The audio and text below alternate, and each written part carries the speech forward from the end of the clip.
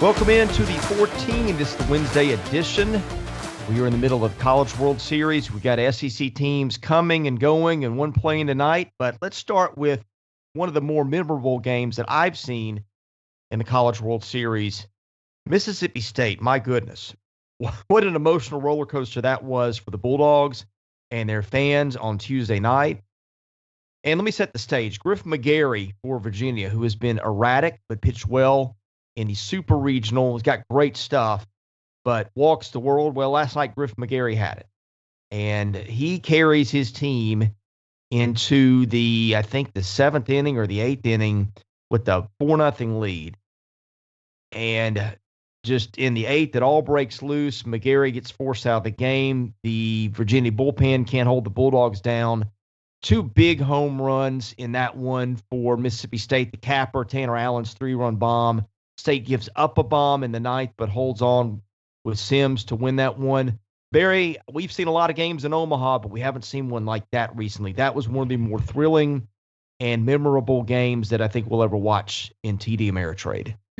Yeah, you go from pulling for the kid to throw the no-hitter to once he gave up the 2-run homer to going, okay, now somebody needs to hit another dramatic home run and get Mississippi State a win. It was a really, really well-pitched game for McGarry, to start with. And, I feel really bad for him. He's got a no-hitter with 1 out in the 8th. He's 5 outs away from the 3rd no-hitter in College World Series history. And it's just unfortunately for him, he couldn't finish it.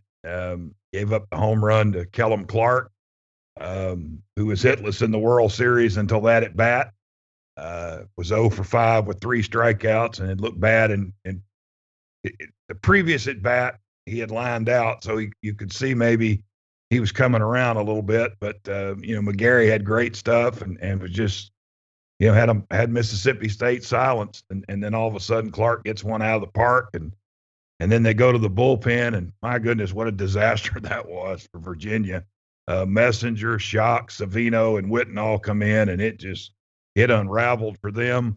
They brought in Shock, their closer, who hadn't pitched in 2 weeks. Was really good at the regional, did not pitch in the super regional, hadn't been on the mound in 2 weeks, and the sidewinding right-hander was a really bad matchup for a left-hand hitting Tanner Allen, and I think it was a slider. He left it up, and Tanner Allen just absolutely mashed it into the Mississippi State bullpen.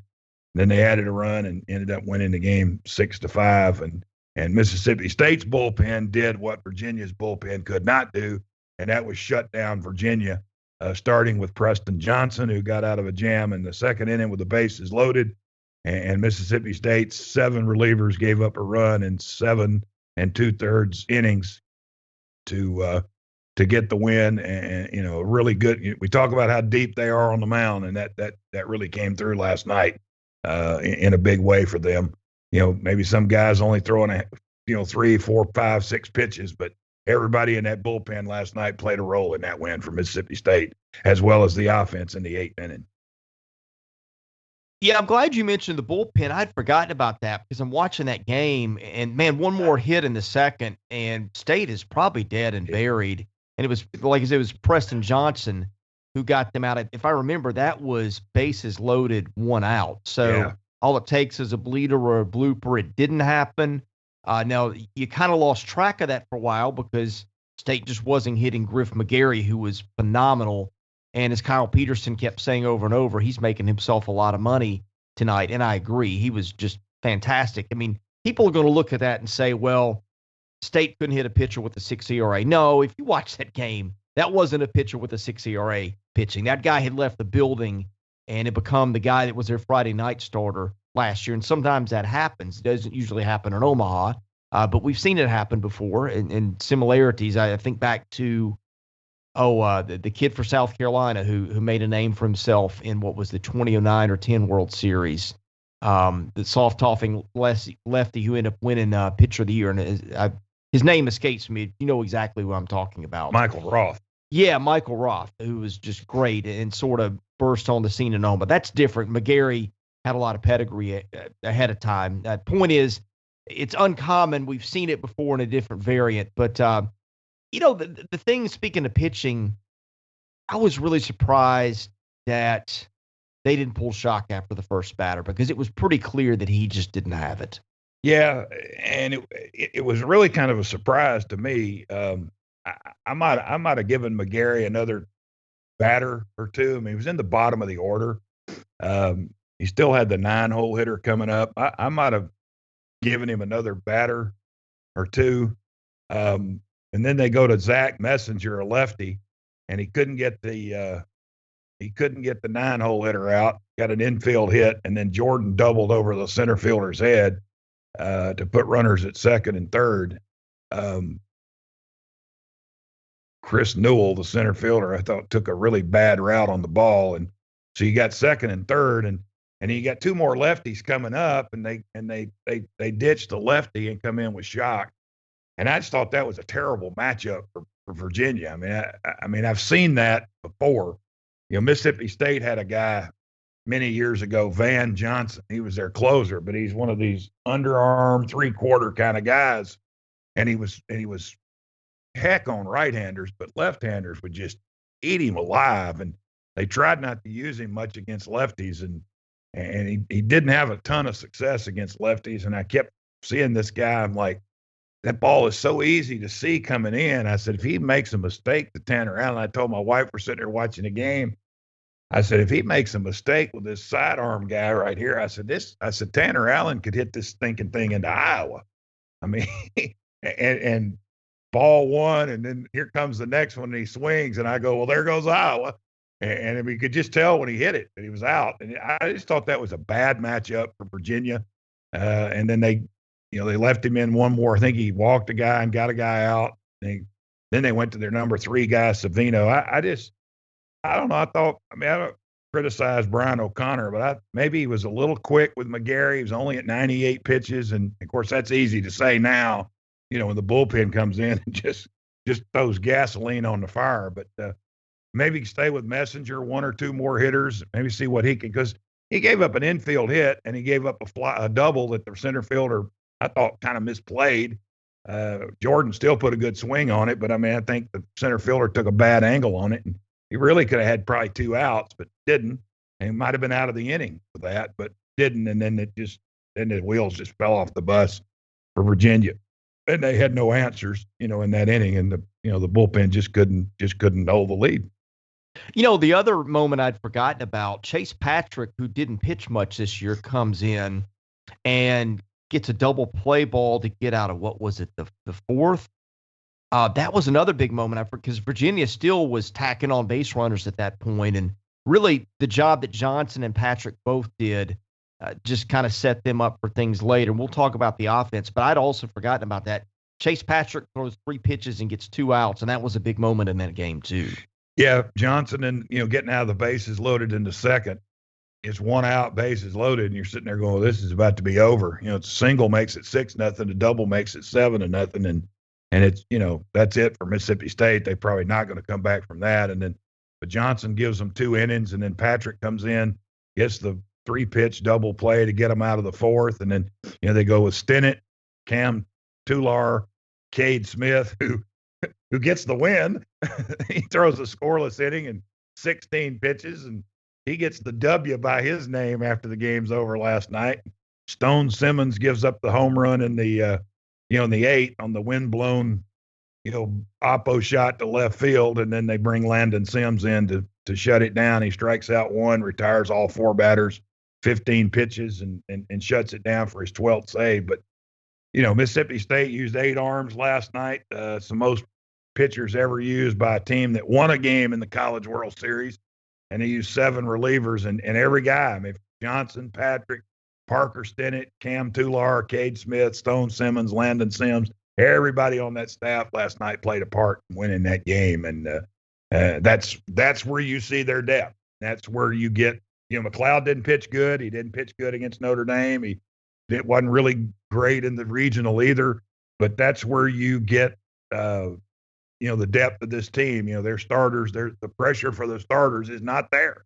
They want to go out and give them what they can, but it's not there. They don't have to go 7 innings. They don't have to go, they go 4 innings. They need more than 4 runs and 4 outs. He gave up 4 runs and got 4 outs. They need more than that because your bullpen can't go 7 innings every night and win games for you. But that's where the depth of this team comes in. And, the strikeouts, they weren't all there last night. They only struck out 6. But, the depth is where Mississippi State in the bullpen just swallows you up. Well, let's go to the 8th. And at that point, it's 4-0 Virginia, which seemed like 8-0 the way McGarry was throwing. From there, the bullpen comes unraveled. But one thing that we had pointed out, Barry, one thing about State, even though it didn't close the season well, it did get some younger bats who were starting to come through. Brad Cumbest was one of those, and Kallum Clark was another one. Clark is the guy who lit the match last night. 1 out, Cumbest had just fly to left. He homers to right, and that gets the crowd going. That gets some confidence. You see Josh Hatcher hit a shortstop, a ball to short that was an infield single. Play could have been made, but it would have been tough. So they get one on. Then Rowdy Jordan hits the double on the ball that you mentioned. Newell didn't take a great route on and just went just over his glove. And then Tanner Allen does his thing, hits a home run, puts State ahead, and they really never looked back at that point. But anyway, key to that inning is as good as Tanner Allen was, the one that Clark hit was pretty big too. And again, that's a source of offense for them that wasn't there always during the season, but I think his confidence had to go up a little bit after that last night. Well, I would think so. And mentioned he came into that at bat. He's 0 for 5, 4 strikeouts. Just hadn't really looked good at the plate. And it just, he got to pitch up and guessed right. And he put a really good swing on it and hits it into the bullpen, or I guess that into the seats. And then Tanner Allen's, I think, landed in the bullpen. But you just kind of felt like when he hit it, okay, it's 4-2. And if, they don't stop something here, Mississippi State could get back in this game. And, then you got the infield hit, you got the double, and you got Tanner Allen hitting the home run, and it's 5-4. And then don't discount Scotty DeBrule, the active NCAA hits leader, comes up with a big 2-out RBI single to make it 6-4. And that run became really pivotal in the bottom of the 8th inning when Newell hit the oppo home run, wind-blown home run to left. Skinner, the new left fielder, just ran out of room. And that was a huge play in that inning as well to get Mississippi State to that 6th run. You look at Mississippi State's offense in this tournament, in the World Series, 2 games, they have 8 runs and 11 hits. They're 2-0, Chris, with a 175 batting average. That's the worst batting average in the field. I mean, you look at the team statistics in this, the summary of this tournament. You look, Virginia's 357, Stanford's hitting 346, and they're both 1-1. And then you look down here at Mississippi State is hitting 175. They're averaging 4 runs and 5.5 hits a game and 10.5 strikeouts a game. And they're hitting 175 and they're 2-0 and in the driver's seat in their bracket. That's because they've struck out 27 in 18 innings and they're 2-0 with 2 saves and a 3.00 ERA. And you look at Mississippi State's offense in this tournament, they've batted 18 innings. They've scored in 2 of the 18 innings. 2. They scored both of the runs in 1 inning against Texas and all 6 runs last night in the 8th inning. They've had 16 empty innings in the World Series, and they're 1 win away from playing for the national championship. Well, I have felt that there's been a little smoke and mirrors to what Virginia's done so far in this tournament. And last night, baseball being a funny game that it is, it kind of reversed. Virginia out-hits Mississippi State 12-6.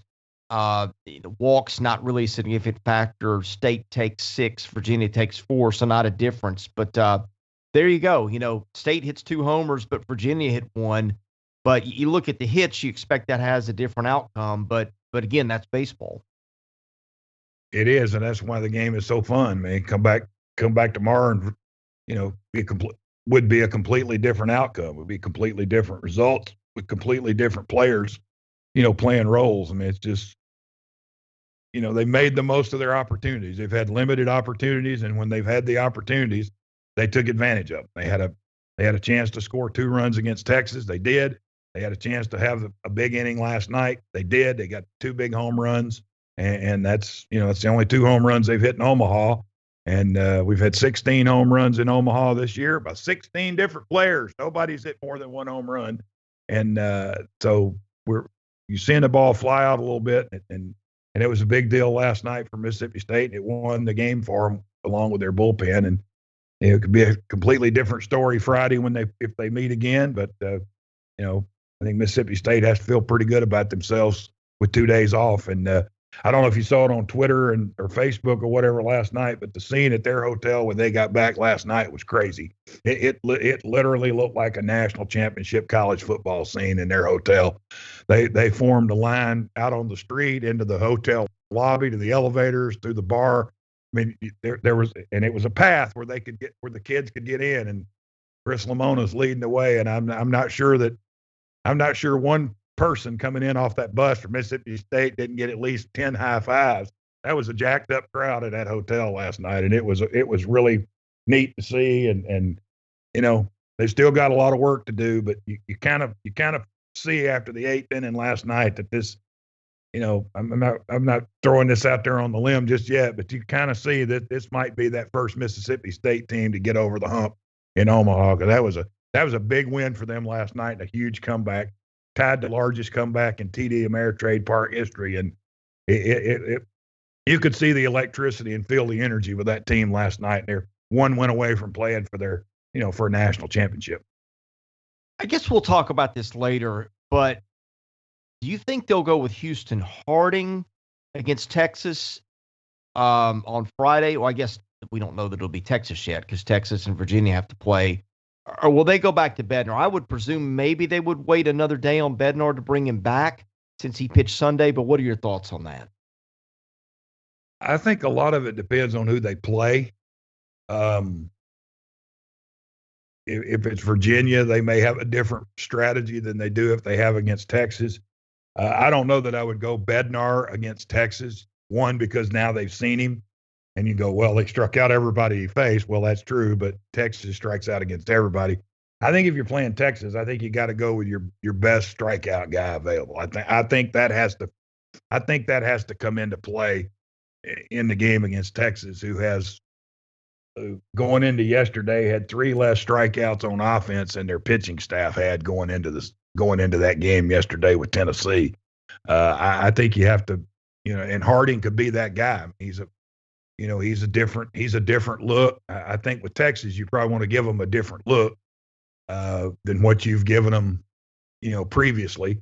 And they're, probably going to see Sims again, and they've seen him twice now this year, and they haven't done anything with him. They did hit a home run on him the other night, but really hadn't done much with him all year long. So I think who they pitch Friday in the game depends on the matchup, either Virginia or Texas, and I think it's a good problem for them to have, to be able to just kind of kick back for 2 days and kind of wait on the matchup. But I would think Harding would be in the mix either way, but certainly, he could be a guy that could be real effective against Texas, from a different side, a different angle, and a guy that can get a lot of strikeouts. And I think that's a good weapon against this Texas offense.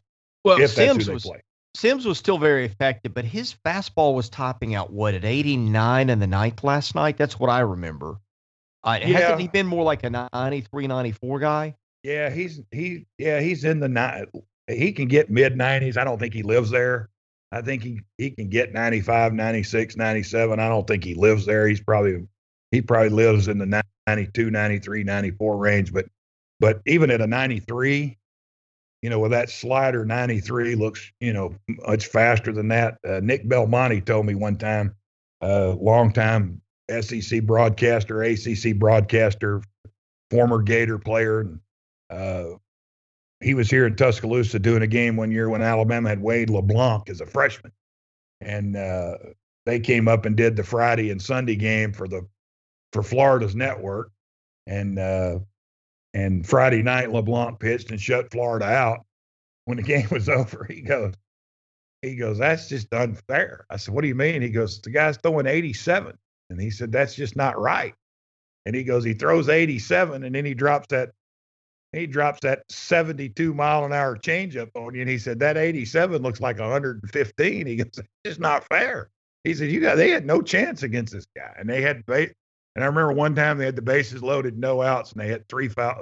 They fouled out 3 times to the catcher and the third baseman in the inning, and it's just like so velocity. Sometimes if you've got that other pitch, that slider that's so good for him, Sims, if you can get that going, it makes the even maybe at 92 or 93, that makes that fastball a little bit better. But I think he lives in the low 90s, 92, 93 range, but he can get up into the mid 90s, and that may come back Friday with 2 days off. He just had the 1 day off and had to throw 4 innings, 3 innings the other night. So he's given them 4 1/3 innings in the World Series. I think 2 days off for him will really help him. All right, let's talk Texas, Tennessee. The Vols season ends on Tuesday afternoon. Tennessee just didn't hit the ball the way it did during the regular season in Omaha. And frankly, the bullpen wasn't as good either. Sean Hunley really did not have a good run in Omaha, which was surprising. He'd been so consistent all year. He'd thrown so many innings. Blade Tidwell, the Vols didn't get what they wanted out of him. He'd been pretty consistent as well. Anyway, great season for Tennesseans in Omaha, and we can talk about Tony Vitello and his future in a minute. But let's rewind this game for a minute and get your thoughts. Yeah, just not what you were expecting from Tennessee. I mean, it's a team that bashed their way to Omaha with 16 home runs. They're the only team that did not hit a home run in Omaha, and just didn't really get much going on offense in this tournament.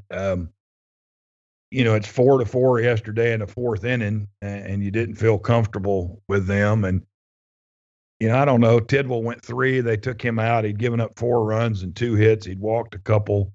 He'd thrown 62 pitches in 3 innings. Maybe in hindsight, maybe run him back out there another inning because, they had to go Hundley and Walsh to get out of that 3rd inning or the 4th inning, which ended up being a disastrous inning for them. End up costing them the game. 3 runs, lost their first base coach in an ejection. They had a controversy where they thought had a batter's interference that they didn't get called, which I didn't think was batter's interference, but they thought so, and they didn't like that. And then they didn't like a ball 4 call. It ended up walking a hitter, and then they got the 2-out single by Ardoin, the catcher, and the bang play at the plate. Even if it's 5-4, that gives you a little momentum. But he was safe, and it's 6-4, and then you get another hit and make it 7-4. And just a bad, 4th inning for them. And of course, 2 innings prior to that, the 3rd and the 4th, they've got the bases loaded. Wasn't the 3rd inning, and they hit into the 5-2-3 double play. Tennessee does, and just inopportune offensive times for them. Just when they needed a hit, they came out swinging pretty good, and got 2 runs in the 1st, but just couldn't, or in the 2nd, and just couldn't hold Texas down. And then when they needed the hit, they just couldn't get it, and that was kind of the story Sunday, and it carried over for Tennessee into yesterday. Jason Swain in Knoxville reported this morning, sources have told him that Tennessee is prepared to make Tony Vitello the highest paid coach in college baseball. I don't know who that is right now, who is the highest paid coach, what he makes, but that would really be something if that's how it comes to fruition. Well, I don't think they want him to leave, and I don't think he wants to leave. But I mean, it's a money world. I mean, if you go somewhere, if you're making $1 million at Tennessee and LSU offers you $4 million, you got to take it. I mean, you just got to do it. And, because you're not guaranteed anything, past today. So you got to take the best opportunity. I think they want him there. I think he wants to be there. And I think he's recharged, their fan base. I mean, you can look and see the crowds they have. They built some momentum. They hadn't been to the NCAA tournament since 2005. First year they finished last in the East. Second year they were in the regional final. And last year they were on their way to greatness before COVID. And this year they get to Omaha. And that's a pretty fast track in 4 years from being last in the division to winning the division and going 0-2 in Omaha. I mean, even though they went 0-2, that's a pretty quick track for this guy. And I think he got to be one of the hot commodities out there. And, you look at, the deal yesterday and the fieriness of their dugouts, he's kind of brash, and I think he kind of says what he thinks, and sometimes he might say it before he thinks. But I think I like that. I think I like a guy that's cocky and backs it up. I think they are cocky. I think they have a little edge to them, and I think the Tennessee people like that. And I think that's a good thing for them. They're going to lose 7 of their 9 starters in their lineup, and they're going to lose some guys on the mound, but they're going to replace them with some guys. And I think he's built a good foundation there, and I think they have a chance to be a factor in the East and in this league for as long as he's in Knoxville. And so if that's what Tennessee does, and I think that's a good move for them to keep him there for as long as he wants to be there and as long as they want him there. Well, I wrote about this a little bit yesterday in the article that you and I co-authored. It's not just that they won and that they had a legit shot coming to this event to win a national title.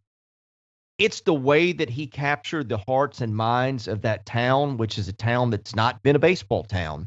But you look at what Rick Barnes has done with basketball and how excited that fan base has gotten. I'm not going to say he's taken it at that level, but when you're seeing tickets scalp for several $100s on the secondary market to games up there and things like that, you're seeing all the people in Omaha and all the fans on Twitter. He really captured the hearts and minds of that fan base. And you talked about them playing with a chip on their shoulder. I agree. I think probably that was the right approach when you're in a league with a bunch of blue bloods and you got Vanderbilt staring at you 3 hours across the state, probably instilling some of that underdog with an attitude mentality in your players and even in your fans. It just seemed like it served them well all season. Yeah, I look at him too as a little bit of, Tennessee basketball when they first hired Bruce Pearl. They were kind of in the doldrums a little bit, and they bring this guy in from Milwaukee, and he just energizes their program, and all of a sudden they become a huge factor in the SEC. They beat Kentucky, and we want to play with Kentucky. He goes, well, I want to beat them. That's not play with them's not good enough. And he beat Kentucky several times. He made deep runs in the tournament, and I think that's kind of the way. I think Chris Burt referenced that a little bit yesterday in the telecast on ESPN. It's kind of like what Bruce Pearl did for basketball.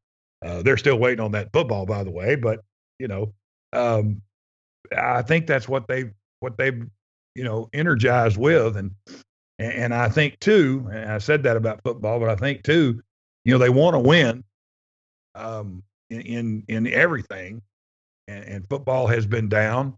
And, quite frankly, those that follow Tennessee, the women's basketball has kind of been down a little bit the last few years. So they're trying to find something.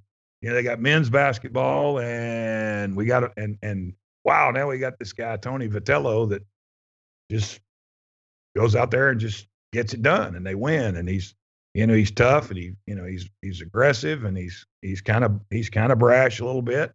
He's not afraid to go out and yell at the umpire and stick up for his team. And so I think the fans have really kind of adopted him. And you see after they won, was it the regional? He goes out and dives into the team pile in right field. And then there's video of him after that's over with up in the stands, high-fiving fans. He climbs into the stands and he's going around high-fiving people going, now don't forget to come next week. Now we got to have you here for LSU or Oregon. This is just one step.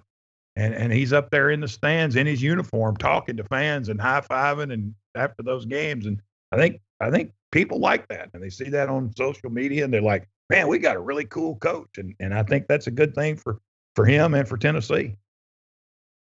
All right, let's talk Vanderbilt Stanford tonight. That's the only game of the day. That's an elimination game for both teams. We are putting up a preview on the site on this, but frankly, to cut to the chase, we just like Vanderbilt's pitching situation heading into this a lot more than we do Stanford's.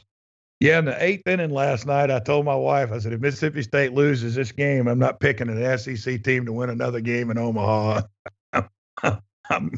I'm taking off the SEC shirt. I'm picking who I think's going to win because I was just kind of disappointed at how things were going. But Mississippi State kind of recharged the league last night, kind of got you back focused a little bit on the task at hand of trying to, realistically see what's going to happen. And Stanford's top two guys are really good, and their offense is tremendous. I mean, they have the second best offense in Omaha, hitting 346 behind Virginia. They've hit 4 home runs. They've hit 21 home runs in the NCAA tournament, which is a fourth of their home run total for the season. They hit 63 in the regular season. Going into the NCAA tournament, they don't play a Pac-12 tournament. They have 4 guys with 3 home runs or more in the NCAA tournament. But then when you go down and look at pitching and you say, well, wow, they got a 5.50 ERA. They've given up 19 hits in 18 innings. Their strikeout to walk ratio is less than 2-1. And then you go down to defense and go, yikes, they're fielding .945. They've made the most errors of anybody in Omaha. Vanderbilt's second there with 3 errors. So two teams that have struggled defensively that have combined for 7 errors out of the 12 that's been made in Omaha. And then you go back to Mississippi State. We talked about their lack of hitting, but their pitching. But Mississippi State has not made an error, and they've turned a double play in Omaha as well. So that helps them in that regard. But I think Vanderbilt with a 2.25 ERA, 34 strikeouts and 2 walks in 20 innings. I don't know who they pitched tonight, but I think they've got a little bit more depth. I think they've got a lot more depth in their bullpen. They could use Little as a starter. They could use him in relief. They can bring Murphy back. They can bring Maldonado back. They can bring McElvain back. Latter really helped them Monday night, even though they lost. Really helped them with, the complete game and saved their bullpen. So now they've had Sunday, Monday, Tuesday. So their bullpen's had 3 days off. I think all those guys, but Maldonado and Murphy threw 90-something combined pitches Saturday night. So I don't think that'll be a factor for them tonight. Fisher hasn't pitched any. So I think Vanderbilt has the advantage in the pitching race tonight. They're just going to have to score some runs if Stanford can, does get on the scoreboard a little bit with this offense. But I need to see Vandy a little bit better offensively, hitting .211, averaging only 3.5 runs a game against Stanford, who's averaging 9 runs a game. But I think the pitching will kind of negate that a little bit tonight, and I think that's why Vanderbilt has the edge. Well, 2 things. I made an inquiry as we're doing this that got answered as we're doing this. Vanderbilt has not named a starter for tonight. I don't think Stanford has either. I expect Vanderbilt to go with Patrick Riley, who was its 3rd starter. I guess the debate would be whether Vanderbilt wants to bring Christian Little back. Little pitch, boy, it's been almost a month ago. May the 26th against Ole Miss, came out with I think what was a cramp or a spasm or something like that. At the time, it looked like an arm injury, but that was the word that was given after the night. Christian Little hasn't thrown a pitch yet because Vanderbilt had been undefeated in the tournament until 2 nights ago. So I think Vanderbilt, Tim Corbin being a creature of habit, will probably stick with Riley, but you never know. We'll wait and see. But the bigger question for Vanderbilt, you go back and look. May 15th, Vanderbilt wins a game at Ole Miss 13-2, loses the Sunday game 13-10, and then beats FIU 20-4 in the midweek game to follow. Then it plays Kentucky 3 games, doesn't quite hit like it had been hitting, and then it goes in the SEC tournament, and it scores 5-4-1, puts 10 on Presbyterian in the NCAA tournament opener, puts 14 on Georgia Tech in a Sunday night game where Vanderbilt wins and it goes on to the Super Regional, which it did. Tech was running out of pitching. And then, of course, last week, Vanderbilt scores 2 and 4 against East Carolina, 7 against Arizona, and then gets shut out and 2 hit on Monday night. I just think Vanderbilt's offense has not shown up the way it did in the regular season in a while, really, excepting those Presbyterian and Georgia Tech games. And so I think tonight is a telltale sign because the opportunity is going to be there. And I think if Vanderbilt doesn't get it done today with the bats, maybe we have to start looking at this as more than they were facing good pitching. Yeah, I said something on another show I did yesterday that Vanderbilt's offense, even during the season, and I know they had a lot of injuries. Young's missed a lot of time. Keegan missed a lot of time. Colwick. They finally settled on Vaz in left field. But just had a lot of, I think they've gone with Leneve now a little bit, tried to give them a little spark here towards the end. But, I know they've hit, well during the season. They're only hitting 240 in the NCAA tournament. That's 42nd out of 64 teams and fifth in the among SEC teams. Their pitching's been really good, 2.15 in the tournament, which is second. You look at runs scored in the tournament. They've scored 41, which is 14th among which is in the top quarter, 5.9 runs a game's in the top half. So not great numbers in the tournament, for them on offense. They have walked 36 times, which is the third most in the tournament. But the offense has really kind of been even going back into the, maybe not the Ole Miss series, but back to Kentucky, they struggled to score against East Carolina. What they had a late run in the eighth on Saturday or Friday, and then when they scored 3 runs in the eighth or ninth inning to bust the game open, on Saturday against East Carolina, which, when you got a lighter rocker, 3 runs is, pretty much enough. But, sometimes, they don't have their A game and you might have to score some more. So the offense has kind of concerned me a little bit for them and does going into tonight. But maybe, with Stanford, not having their best guys available and Gertz, their closer, has been really, got a lot of saves. His ERA was high and he didn't pitch well on Saturday either. They brought him in. He was like their third option out of the pen on Saturday, and he did not have a good outing either, but he's pitched there.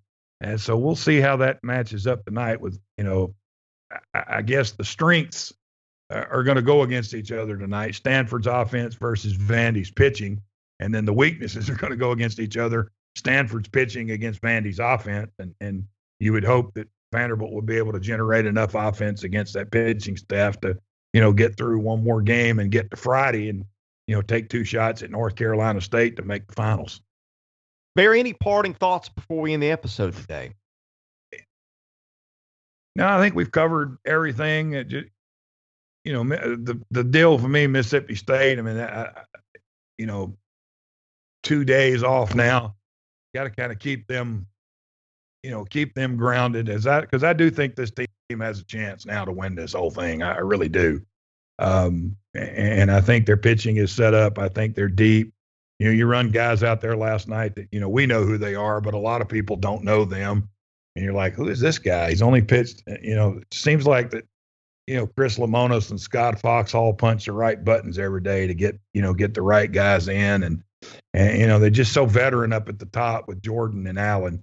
Vanderbilt's got to get 3 wins here in the next, they got to win today, Friday, and Saturday to get in there. I'd love to see an all SEC final. I'm not sure that, I know Vanderbilt at some point is going to run Rocker and Leiter back out there again, and that gives you a chance at least to, get there. But they're just going to need a little bit more offense. But, really, for the league, excited what Mississippi State did last night, and really gives the SEC a chance now to, perhaps at least get one team in the finals, and if not win it, with that performance last night. All right. For Barry Allen, I'm your host, Chris Lee. Thank you for listening to today's episode of The 14. Be sure to rate, review, and subscribe where you get your podcast. Give us a nice rating. That helps us get found. Check out our content at southeastern14.com. It's all free. And follow us on Twitter at 14 Southeastern. Anyway, thank you for listening to Wednesday's episode. We'll be back on Thursday with more.